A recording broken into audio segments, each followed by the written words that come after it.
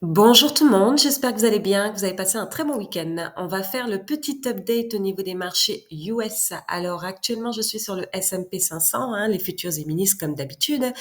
Donc la semaine dernière, j'ai pas fait de update de toute manière. Comme vous pouvez constater ici, nous sommes dans un range depuis maintenant presque plus de 2 semaines. Donc nous sommes toujours en train de travailler cette zone ici de résistance.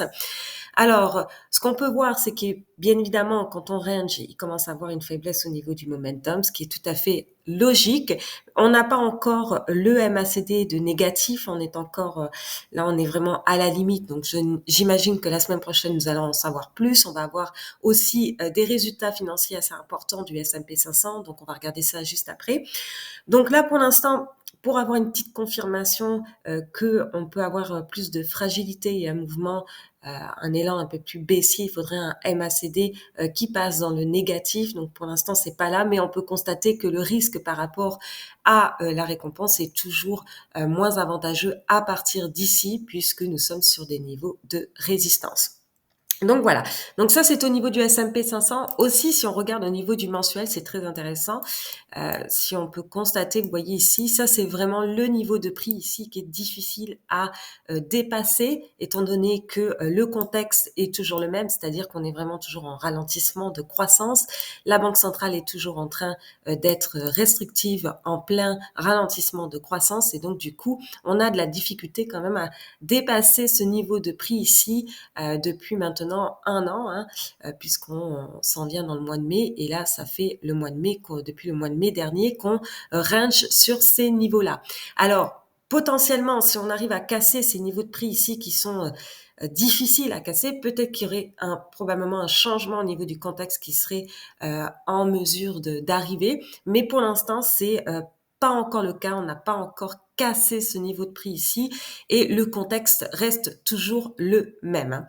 Donc voilà, donc ça c'est assez intéressant de voir à ce niveau-là, puisqu'on veut le prix, mais on veut aussi le contexte, puisque quand les deux vont ensemble, il y a plus de probabilité à ce que le mouvement soit soutenu. Donc c'est pour ça qu'on regarde un petit peu les deux. Mais pour l'instant, on voit qu'on est toujours en train de travailler cette zone ici, que le contexte n'est pas en train de s'améliorer.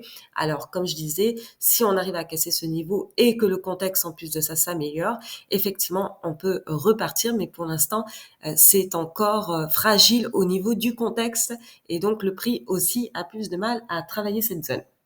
Alors, la semaine prochaine, nous avons les résultats financiers des méga caps.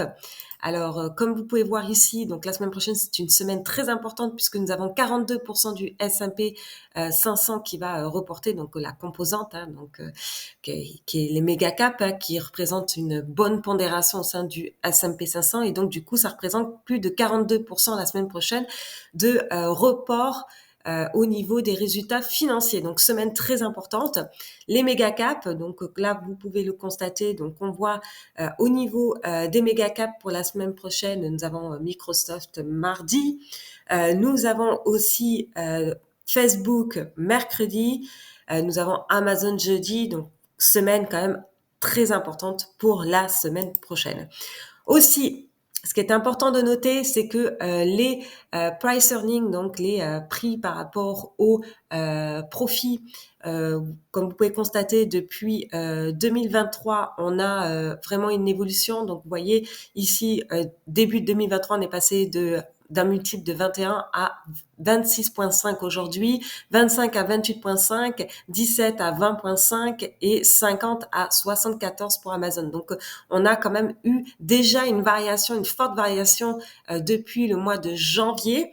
Alors maintenant, il va falloir vraiment justifier cette variation-là. Donc, les résultats vont devoir vraiment soutenir vraiment ces mouvements aussi de multiples, puisque là, on peut voir que, par exemple, au niveau des premiums par rapport au S&P 500, on est quand même sur un premium assez cher. Donc, vous voyez, le premium représente pratiquement plus de 35% du premium du S&P 500. Donc, c'est quand même assez élevé. Donc, il va falloir justifier ces chiffres-là. Donc, on va le voir au niveau des résultats financiers. Donc, c'est pour ça que ça va être une semaine très importante, puisque si les résultats ne sont pas vraiment représentatifs, il risque d'avoir donc une correction par rapport les méga caps. Donc aussi, autre chose qui est quand même très intéressante de voir, c'est par rapport au Nasdaq qui a une composante technologie très importante, donc avec les méga caps qui représentent une partie très importante du Nasdaq. On peut voir qu'aujourd'hui, donc le price earning a un multiple de 24, hein, comme vous pouvez constater ici. Et généralement, dans le passé, on peut voir qu'il y a donc une forte corrélation avec les rendements réels, et que si on regarde les rendements réels actuellement, on a un écart qui est quand même très important entre le Nasdaq, le price earning du Nasdaq et les rendements réels. Et on voit que c'est 25 à 30%, beaucoup plus que le rendement réel. Donc ça, c'est quand même assez important aussi de regarder, puisque nous avons un écart important ici. Nous avons ici un premium qui est assez cher par rapport au S&P 500. On sait que au niveau des méga caps, ça représente une grosse partie du S&P 500, d'où le fait que nous avons 42% qui va reporter la semaine prochaine, hein, du S&P 500. Donc si les résultats ne sont pas convaincants, bien évidemment, ça risque de fragiliser au niveau de la variation des marchés. Donc voilà, donc c'est pour ça qu'au niveau du S&P 500, pour l'instant, on est en train de travailler cette résistance ici, et tout va dépendre donc des résultats financiers. Alors, peut-être qu'on va aller retester encore les niveaux de résistance ici sur peut-être des divergences au niveau du MACD, c'est à surveiller. Et aussi, il faut surveiller si le MACD passe négatif, que les résultats vont pas être convaincants. Donc, s'ils sont pas assez convaincants, on voit qu'il y a quand même un pricing assez élevé au niveau des valorisations actuellement. Donc, ça risque de corriger à ce niveau-là. Et comme je disais, le contexte et le prix, c'est bien quand les deux vont ensemble. Et là, on voit qu'on a vraiment un niveau de résistance ici. Le contexte, pour l'instant, ne s'améliore pas. Donc, on va voir si le prix arrive à casser ici et que le contexte suit. Ça risque d'être assez encourageant. Mais pour l'instant, le contexte ne suit pas et le prix a de la difficulté à dépasser ces niveaux ici, ce qui est tout à fait normal puisque le contexte ne s'améliore pas. Donc, on voit que les variations ont été aussi en grande partie encouragées par la variation vraiment de la liquidité, hein. Donc, vous voyez ici, on a eu un pump de liquidité au mois de mars avec le risque au niveau des banques. Donc, bien évidemment, ça a encouragé beaucoup de classes d'actifs, notamment tout ce qui est le secteur tech, la crypto, notamment le Bitcoin. Et donc, voilà. Donc là, on voit qu'on a un affaiblissement au niveau de cette liquidité-là qui commence à survenir. Donc ça, c'est à surveiller aussi parce que si actuellement le mouvement sur les tech et le Bitcoin a été principalement aussi encouragé par une hausse des liquidités, il faudrait que ces liquidités continuent aussi de monter. Alors je sais que la semaine dernière, il y a eu plusieurs réflexions par rapport au Bitcoin, par rapport au fait que je dise que il faudrait éventuellement plus de liquidités.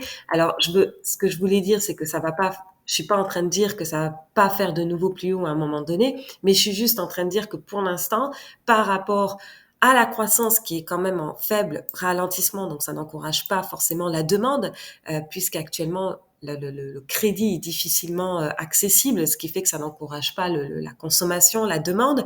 Et donc, comme la demande est une part importante aussi dans l'investissement, eh bien, ça peut ralentir effectivement le mouvement tant qu'on n'a pas d'accélération de croissance. Et l'autre élément, c'est la liquidité. Et là, donc oui, on a eu une hausse des liquidités, donc une hausse du Bitcoin, mais si on n'a pas plus de liquidités injectées, ça risque de limiter le potentiel jusqu'au moment où on a une accélération de croissance ou encore un surplus de liquidité. Alors, je suis pas en train de dire, comme je disais, que ça va jamais faire de nouveau plus haut, parce que sur la structure vraiment très à long terme, alors attendez, je vais juste enlever les Bollinger. La structure à long terme, on reste haussière puisque le Bitcoin, de toute manière, par rapport à à son mode de fonctionnement, donc avec le halving qui réduit la production tous les 4 ans, et si la demande continue vraiment de rester constante et d'augmenter, effectivement, de manière naturelle, le Bitcoin va monter. Donc c'est pour ça que sa structure à très long terme reste haussière. Mais dans la cyclicité, il y a d'autres facteurs comme la croissance, comme les liquidités qui vont affecter les mouvements. On voit que les gros bull run, c'est quand on a une accélération de croissance. Donc voilà, c'était une accélération de croissance, là une accélération de croissance, et là aussi. Là, c'était Bien évidemment, pendant la période 2018-2020, donc là, période plus volatile parce que ralentissement de croissance et là aussi, période plus volatile dans son ensemble parce que ralentissement de croissance depuis cette période-là. Donc voilà, donc on voit bien que le Bitcoin réagit aussi au cycle économique. Donc, pour avoir vraiment un mouvement encore plus haussier, il faudrait une plus haute demande, donc une accélération de croissance ou un pump de liquidité. Donc, quand on injecte des liquidités, il y a plus de liquidités en circulation, ce qui fait que effectivement, ça peut pousser le Bitcoin aussi. Donc, naturellement, il est haussier sur la structure très long terme, mais par contre, à court terme, pour l'instant, il faudrait soit plus de liquidités qui se pump, hein. Donc, comme je disais, alors on va revenir ici, je vais rajouter ça, hop, plus je vais rajouter ça ici. Alors, hop, donc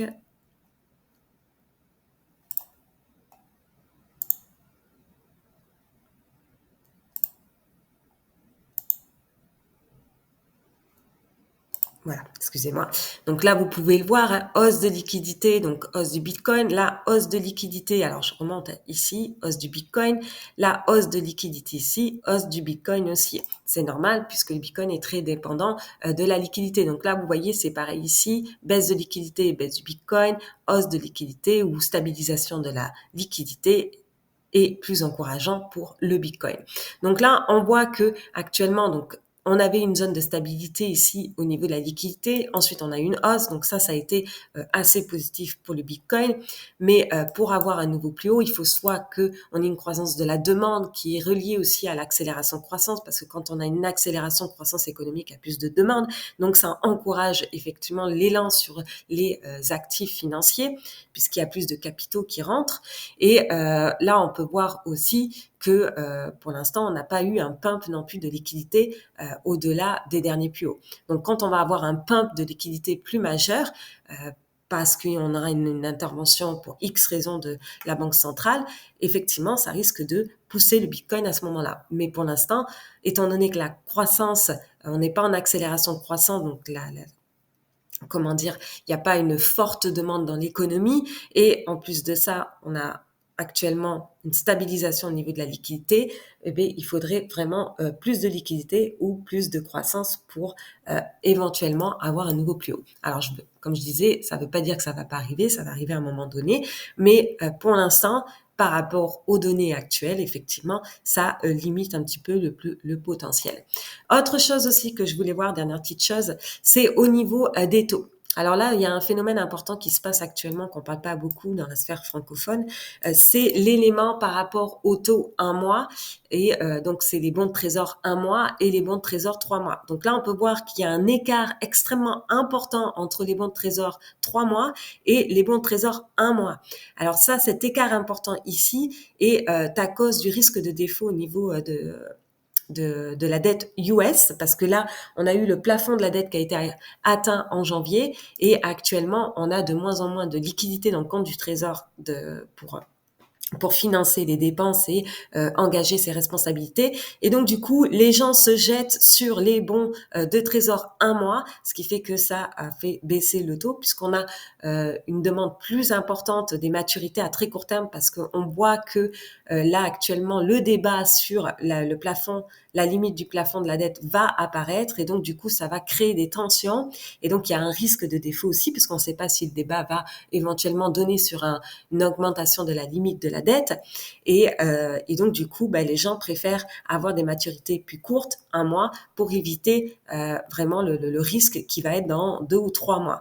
Donc là vous voyez, c'est pour ça qu'on a un écart entre le 3 mois et le 1 mois qui est très important par rapport au risque de défaut au niveau de la dette US. Donc ça aussi, c'est un élément, puisque ça peut être aussi un élément, un facteur majeur, puisqu'un débat sur le plafond de la dette peut être aussi quelque chose d'important, puisqu'on a besoin d'augmenter la limite de la dette pour vraiment engager ses responsabilités, de payer ses intérêts et tout au niveau du compte de trésor. Et donc, ben, si ça passe pas, ça risque d'être problématique puisque les taxes ne sont pas assez suffisantes, les taxes reçues par rapport à la collecte des taxes annuelles.